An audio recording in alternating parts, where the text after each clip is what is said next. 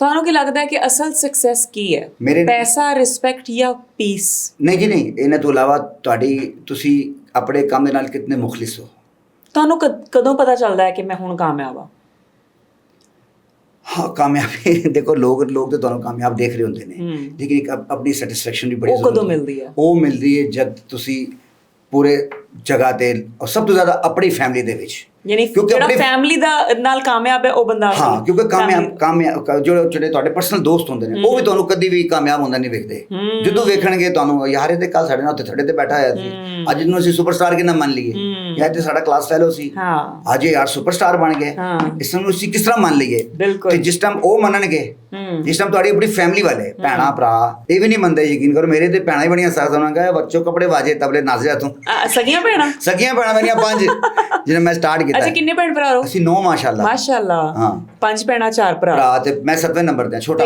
ਤੇ ਕਿੰਨੇ ਭੈਣ ਭਰਾਵਾਂ ਨੇ ਸਪੋਰਟ ਕੀਤੀ ਤੇ ਕਿੰਨਾਂ ਨੇ ਨਹੀਂ ਕੀਤੀ? ਸਪੋਰਟ ਤੇ ਕਿਸੇ ਵੀ ਨਹੀਂ ਕੀਤੀ। ਅੱਲਾ, ਹਾਂ, ਉਹ ਹੁਣ ਕਰਦੇ ਨੇ। ਹੁਣ ਕਹਿੰਦੀ ਏ ਮੇਰੀ ਬਾਜੀ ਕਹਿ ਰਹੀ ਜਿਹੜੀ ਸਭ ਤੋਂ ਮੁਖਾਲਫ ਸੀ, ਕਹਿੰਦੀ ਏ ਮੈਨੂੰ ਲੋਕ ਆਖਦੇ ਯਾਰ ਖਾਜਾ ਸਾਹਿਬ ਦਾ ਗਾਣਾ ਆਇਆ ਤੇ ਉਹਨੂੰ ਨਹੀਂ ਪਤਾ ਕਿ ਮੇਰਾ ਭਰਾ ਹੈ। ਅੱਛਾ, ਟੀਚਰ ਵੀ ਰਹੀ ਹੈ ਨਾ, ਸਕੂਲ ਟੀਚਰ।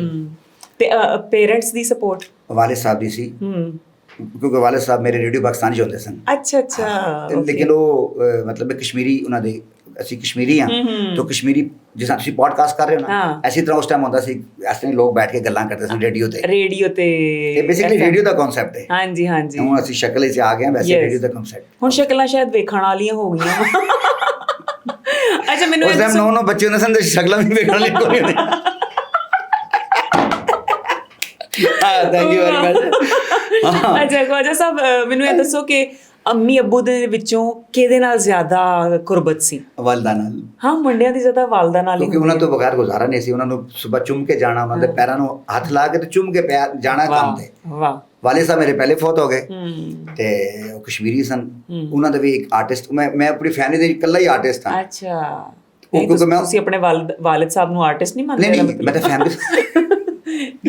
ਅੰਕਲ ਜੀ ਦੀ ਰੂਹ ਤੜਪ ਗਈ ਹੋਏਗੀ। ਨਹੀਂ, ਉਹ ਬੜੇ ਖੁਸ਼ ਹੋਏ ਤੇ, ਲੇਕਿਨ ਮੇਰੀ ਜਿਸ ਤਰ੍ਹਾਂ ਕਾਮਯਾਬੀਆਂ ਹੋਈਆਂ ਉਹ ਨਹੀਂ ਵੇਖ ਸਕੇ, ਫੌਤ ਹੋ ਗਏ। ਅੰਮੀ ਨੇ ਮੇਰੀ ਕਿਹਾ ਪੁੱਤਰ ਤੂੰ ਮੇਰੇ ਮਰਨ ਤੋਂ ਬਾਅਦ ਹੀ ਕਰਨਾ ਹੈ ਪ੍ਰੋਪਰ ਮਿਊਜ਼ਿਕ। ਅੱਛਾ।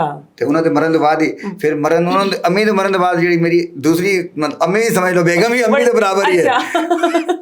ਉਹਨਾਂ ਨੂੰ ਬੜੀ ਰਿਕੁਐਸਟ ਹੱਥ ਜੋੜ ਕੇ ਮੈਨੂੰ ਕਰ ਲੈਣ ਦੇ, ਤੇ ਫਿਰ ਉਹਨੇ ਮੁਕੰਮਲ ਇਜਾਜ਼ਤ ਦਿੱਤੀ। ਜ਼ਿਆਦਾ ਭਾਬੀ ਕਿਸ ਚੀਜ਼ ਤੋਂ ਡਰਦੇ ਕਿ ਕਿਉਂ ਨਹੀਂ ਜਾਣਾ ਇਸ ਤਰਫ? ਨਹੀਂ, ਹੁਣ ਤੇ ਸ਼ੁਰੂ ਚ ਕੀ ਖੌਫ ਸੀ? ਇਹ ਖੌਫ ਸੀ ਨਾ ਕਿ ਯਾਰ ਕਿਤੇ ਨੱਸ ਨਾ ਜਾਵੇ, ਕੁੜੀਆਂ ਨਾ ਕੋਈ ਸ਼ਾਦੀ ਨਾ ਕਰ ਲਵੇ। ਇਹ ਹੁੰਦਾ, ਹੋਰ ਕੀ ਹੁੰਦਾ ਔਰਤ ਨੂੰ? ਕੋਈ ਛੁਪੀ ਸ਼ਾਦੀ ਤੇ ਨਹੀਂ ਕੀਤੀ? ਸ਼ਾਦੀਆਂ ਦੇ ਤੇ ਬਹੁਤ ਹੁੰਦੀਆਂ ਨੇ, ਵੈਸੇ ਗੱਲ ਕਰ ਰਿਹਾ ਮੈਂ। ਖਵਾਜਾ ਸਾਹਿਬ, ਭਾਬੀ ਦੇਖ ਲਓ, ਕਹਿ ਰਹੇ ਮੇਰੀਆਂ ਛੁਪੀਆਂ ਹੋਈਆਂ ਬਹੁਤ ਜ਼ਿਆਦਾ ਸ਼ਾਦੀਆਂ ਨੇ। ਉਹਨਾਂ ਨੂੰ ਪਤਾ। ਹੁਣ ਮੈਂ ਇੱਧਰ ਆਇਆ, ਮੇਰੀਆਂ ਤਸਵੀਰਾਂ ਵੀ ਮਾਸ਼ਾਅੱਲਾ ਬੜੀਆਂ ਮਾਡਰਨ ਆਉਂਦੀਆਂ ਲੜਕੀਆਂ ਦੇ ਨਾਲ ਨਾ, ਤੇ ਉਹ ਕਾਫੀ ਉਹਦੀਆਂ ਦੋਸਤਾਂ ਫੋਨ ਕਰਦੀਆਂ ਨੇ, ਯਾਰ ਗੱਲ ਸੁਣ, ਉਹ ਕਹਿੰਦੀ ਇਹਨੇ ਕਿਤੇ ਨਹੀਂ ਜਾਣਾ ਇੱਥੇ ਹੀ। ਅੱਛਾ, ਹੁਣ ਗੋਡੇ ਗਿੱਟੇ ਤੇ ਖਤਮ ਹੋ ਗਏ, ਕਿਤੇ ਜਾਣਾ ਇਹਨੇ।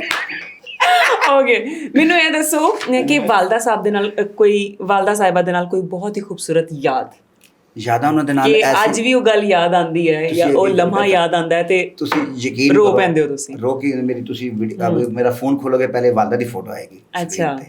ਤੇ ਸਵੇਰ ਉੱਠ ਕੇ ਸਭ ਤੋਂ ਪਹਿਲੇ ਉਹਨਾਂ ਨੇ ਦੁਆ ਕਰੀ ਦੀ ਹੁੰਦੀ ਹੈ, ਸਭ ਤੋਂ ਪਹਿਲੇ ਉੱਠਣ ਦੇ ਨਾਲ ਹੀ। ਨਮਾਜ਼ ਦੇ ਵਿੱਚ ਦੁਆਵਾਂ ਉਹਨਾਂ ਵਾਸਤੇ, ਕਿ ਉਹਨਾਂ ਨੇ ਜਿਹੜਾ ਸਾਨੂੰ ਰਸਤਾ ਦੱਸਿਆ ਉਹਨਾਂ ਨੇ ਕਿ ਪੁੱਤਰ ਕਾਮਯਾਬ ਹੋਣਾ ਨਾ, ਤੇ ਬਸ ਇੱਕ ਤੇ ਅੱਲਾ ਰਸੂਲ ਦਾ ਨਾਮ ਲੈ, ਨਮਾਜ਼ ਪੜ੍ਹਿਆ ਕਰ ਤੇ ਆਪਣੇ ਕੰਮ ਦੇ ਪਿੱਛੇ ਲਗਾ ਰਹਿ। ਬਸ ਇਹ 에ਅਰਪੋਰਟ ਦਾ ਮੇਰਾ ਹਾਲ ਹੋਇਆ ਹੈ। ਮੈਂ ਜ਼ਿੰਦਗੀ ਦੇ ਵਿੱਚ ਇੱਕ ਹੀ ਕੰਮ ਕੀਤਾ 에ਅਰਪੋਰਟ ਦਾ। ਗੁੱਡ। ਤੇ ਅੱਜ 30 ਸਾਲ ਹੋ ਗਏ ਨੇ ਅਲਹਮਦੁਲਿਲਾ, ਇੱਕ ਪ੍ਰੋਪਰ ਇੱਕ ਬਿਜ਼ਨਸਮੈਨ। ਕਿਸੇ ਦੀ ਨੌਕਰੀ ਸ਼ੌਕਰੀ ਲਵਾਉਣੀ ਹੋਏ ਤੇ ਭੇਜ ਦਈਏ? ਉਹ ਜੀ ਨੌਕਰੀਆਂ ਲਵਾਵਾਂਗੇ ਜੀ, ਕਿਉਂ ਨਹੀਂ ਲਵਾਵਾਂਗੇ ਇਹ ਨੌਕਰੀਆਂ ਜੀ, ਨੌਕਰੀਆਂ ਲਵਾਵਾਂਗੇ ਜੀ, ਕਿਉਂ ਨਹੀਂ। ਤੇ ਉਹਨਾਂ ਦੀ ਵਜ੍ਹਾ ਨਾਲ ਹੀ ਸਾਰਾ, ਜਦੋਂ ਉਹ ਸਾਡੇ ਆਫਿਸ ਦਾ ਓਪਨਿੰਗ ਹੋਈ ਹੈ ਤੇ ਅੰਮੀ ਜੀ ਨੇ ਆ ਕੇ ਫੀਤਾ ਕੱਟਿਆ। ਮਾਸ਼ਾਅੱਲਾ, ਬੜੇ ਵੱਡੇ ਲੋਕਾਂ ਨੂੰ ਬੁਲਾ ਸਕਦੇ ਅੰਮੀ ਦੀ ਤੇ ਫਿਰ ਬਰਕਤ ਹੁੰਦੀ ਜੀ। ਉਹਨਾਂ ਨੇ ਬੈਠ ਕੇ ਕਿਹਾ ਮੈਂ ਲੰਗਰ ਜਾਰੀ ਰੱਖੋ, ਬਸ ਖਾਓ ਪੀਓ। ਵਾਹ।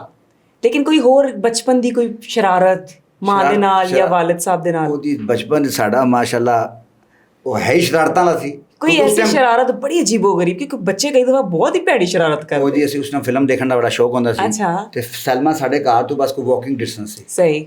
ਤੇ ਉਹ ਅਸੀਂ ਜਾਣੇ ਸਾਂ ਤੇ ਜਿਸ ਮੈਂ ਹਾਫ ਟਾਈਮ ਹੋਣ ਲੱਗਦਾ ਸੀ 5 ਮਿੰਟ ਪਹਿਲੇ ਘਰ ਆ ਅੱਛਾ ਅੰਮੀ ਨੂੰ ਸ਼ਕਲ ਦਿਖਾਈ ਤੇ ਅੰਮੀ ਕਹਿੰਦੀ ਪੁੱਤਰ ਕਿਹੜੀ ਫਿਲਮ ਲੱਗੀ ਹੋਈ ਹੈ ਅੰਮੀ ਤੇ ਬੜੀ ਤੇਜ਼ ਹੁੰਦੀ ਸੀ ਤੁਹਾਨੂੰ ਪਤਾ ਕਿਹੜੀ ਫਿਲਮ ਤੇ ਜਾ ਰਹੇ ਹਾਂ ਅੰਮੀ ਉਹ ਬਸ ਫਿਲਮ ਉਸ ਟਾਈਮ ਦੇਖਣ ਨਹੀਂ ਦਿੰਦੇ ਸਨ ਤੁਹਾਨੂੰ ਪਤਾ ਫਿਲਮ ਦਾ ਟਾਈਮ ਨਹੀਂ ਹੁੰਦਾ ਸੀ ਉਸ ਟਾਈਮ ਨਹੀਂ ਦੇਖਦੇ ਸਨ ਘਰਲੇ ਫਿਲਮਾਂ ਹਾਂ ਨਹੀਂ ਫਿਲਮ ਵੇਖਣੀ ਤੇ ਸਮਝੋ ਤੁਸੀਂ ਖਰਾਬ ਹੋ ਨਹੀਂ ਵੈਸੇ ਕਰਦੇ ਤੇ ਸਹੀ ਸੀ ਬਸ ਉਹ ਮੈਂ ਇਹ ਗੱਲ ਕਰ ਰਿਹਾ ਤੇ ਹੋਰ ਅੰਮੀ ਫਿਰ ਜਿਹੜੀ ਅੰਮੀ ਸਾਡੀ ਜਿਹੜੀ ਪੰਜਾਬੀ ਅੰਮੀ ਸੀ ਤੇ ਇਹ ਵੀ ਪਟਵਾਰੀ ਸੀ ਅੱਛਾ ਤੇ ਸਭ ਤੋਂ ਪਹਿਲਾਂ ਨਾ ਸਟਾਈਲ ਹੁੰਦਾ ਸੀ ਜਾਂ ਜੁੱਤੀ ਜਾਂ ਫੂਕੜੀ ਹੁੰਦੀ ਸੀ ਜਿਹੜੀ ਅੱਛਾ ਫੁਗੜੀ ਹੁੰਦੀ ਸੀ ਨਾ ਜਿਹਦੇ ਨਾਕ ਪਾਲੀ ਦੀ ਉਹ ਵੀ ਉਹਨਾਂ ਦੇ ਹੱਥ ਚ ਹੁੰਦੀ ਤੇ ਬੈਲਨ ਵੀ ਕੋਲ ਹੀ ਪਿਆ ਹੁੰਦਾ ਸੀ ਜਿਹੜੀ ਚੀਜ਼ ਨਸੀਬ ਹੀ ਜ਼ਿਆਦਾ ਜੁੱਤੀ ਪੈ ਜਾਂਦੀ ਸੀ ਕਦੇ ਕੋਈ ਚੋਟ ਹੈਵੀ ਲੱਗੀ ਹੋਵੇ ਹੱਡੀ ਟੁੱਟ ਗਈ ਹੋਵੇ ਕੋਈ ਖੂਨ ਨਿਕਲ ਆਇਆ ਹੋਵੇ ਦੀ ਸ਼ਦਾਸ਼ਤ ਚਲੀ ਸੀ ਸੱਚੀ ਹਾਂ ਉਹ ਕਾਫੀ ਐਨ ਲੱਗੀ ਹੈ ਤੇ ਉਸ ਤੋਂ ਬਾਅਦ ਮੈਨੂੰ ਲੱਗਦਾ ਕਦੇ ਵਾਪਸ ਹੀ ਨਹੀਂ ਆਈ ਫਿਰ ਅੱਜ ਤੱਕ